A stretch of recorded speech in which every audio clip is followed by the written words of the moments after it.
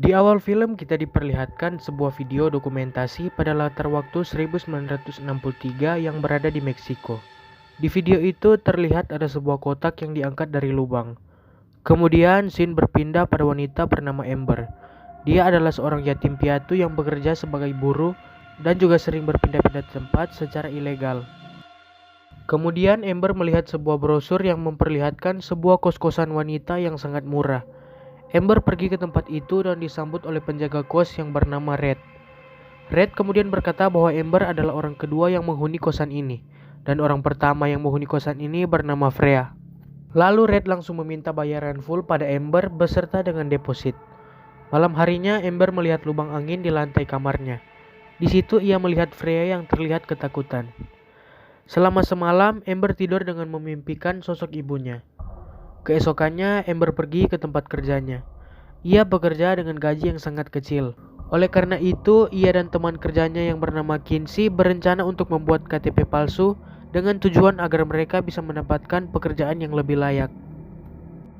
Amber setuju dengan ide dari Kinsey, namun mereka ternyata harus membayar hal tersebut dengan $1.000. Kemudian Amber pergi ke rumah sepupu jauhnya dengan tujuan untuk melamar kerja di kantor sepupunya yang bernama Beto. Namun Amber harus memiliki sebuah KTP untuk memastikan pada Beto bahwa ia bukanlah imigran gelap. Amber kemudian mencoba meminta uang depositnya pada Red. Hal itu ia lakukan untuk membayar KTP palsunya. Namun uangnya sudah digunakan untuk merenovasi gedung tersebut. Amber juga mencoba untuk meminta pinjaman pada bosnya, namun tidak diberikan. Amber kemudian mencoba menceritakan masalahnya pada Freya. Namun Freya malah tidak ada di sana. Akhirnya Amber memberikan semua uangnya yang tersisa pada Kinsey agar proses pembuatan KTP-nya bisa berhasil. Kemudian saat Amber kembali ke kos, ia melihat seorang pria botak yang sedang membenturkan kepalanya di dinding. Amber kemudian pergi ke dapur dan mendapati ada dua wanita di sana. Yang rambut pendek bernama Maria dan yang satunya bernama Petra. Mereka berkata bahwa mereka adalah penghuni kos-kosan ini. Kemudian Red datang dan menyuruh dua wanita itu untuk pergi ke kamar mereka masing-masing. Amber kemudian menjadi semakin penasaran dan masuk ke ruangan Red. Di dalam ruangan itu, Amber melihat sebuah foto sepasang kekasih dan foto dari dua orang anak. Keesokannya, Amber mencoba menghubungi Kinsey, namun Kinsey tidak bisa dihubungi. Amber kemudian mencoba meminta alamatnya Kinsey pada bosnya, namun Amber malah dipecat oleh bosnya. Amber ingin melaporkan hal ini pada polisi, namun ia sadar bahwa ia hanya seorang imigran gelap. Karena itu, Amber kembali ke kos dan menangis. Saat sedang mandi, Amber mendengar sebuah samar suara wanita yang sedang berteriak. Amber kemudian bertanya pada Red tentang keberadaan Freya. Namun Red berkata bahwa Freya sudah pindah dari kosan ini. Malam harinya saat akan tidur, Amber melihat pintu kamarnya tiba-tiba terbuka. Amber mencoba memberanikan diri dan mengecek keadaan di bawah. Namun, Amber kemudian melihat seorang wanita yang sedang menangis di pojok dan terseret setelahnya. Keesokannya, Amber meminta Beto untuk menjemputnya, namun ternyata Beto sedang berada di luar kota. Amber kemudian mencoba mencari tempat tinggal yang baru, namun hal itu tentu saja sia-sia karena ia tidak punya uang. Oleh karena itu, Amber menelpon Red dan meminta uang depositnya. Red kemudian menghampiri Amber, namun ternyata Red lupa untuk membawa uangnya. Karena dalam kondisi kepepet, Amber kemudian ikut dengan Red untuk kembali ke kosan Red. Kemudian Amber malah bertemu dengan pria botak sebelumnya yang bernama Baker, yang ternyata adalah kakak dari Red. Kemudian Maria dan Petra datang di tempat itu dan berkata pada Amber bahwa Baker sering melakukan ritual di ruangan bawah tanah. Di situ dikatakan bahwa Baker seperti mendapatkan kesembuhan karena ritual yang ia lakukan.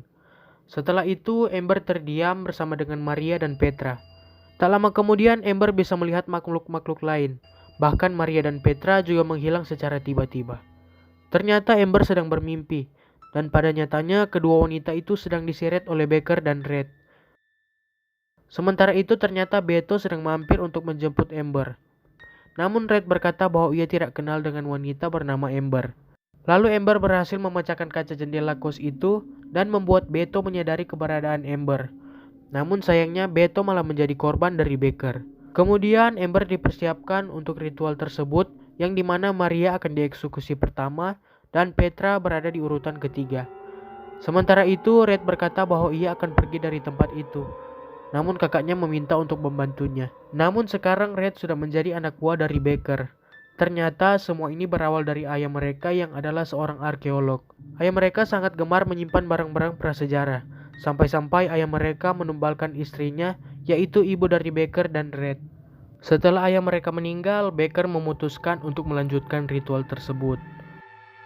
Kemudian Amber dibawa oleh Baker ke tempat ritual sambil dikelilingi oleh arwah-arwah para wanita yang pernah tinggal di kosan tersebut. Amber juga melihat jasad Maria yang sudah tak berkepala. Baker kemudian membuka sebuah kotak dan meninggalkan Amber di ruangan itu. Saat itu keluarlah makhluk dari kotak itu.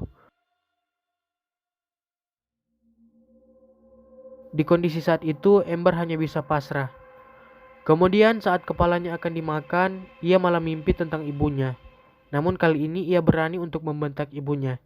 Ternyata Amber menyadari bahwa itu bukanlah ibunya, melainkan makhluk aneh itu yang sering menghantuinya selama ia tinggal di kosan itu.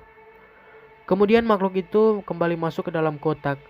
Amber kemudian mencoba menolong Petra. Amber juga berhasil melukai Red, namun Baker berhasil menghentikan Amber.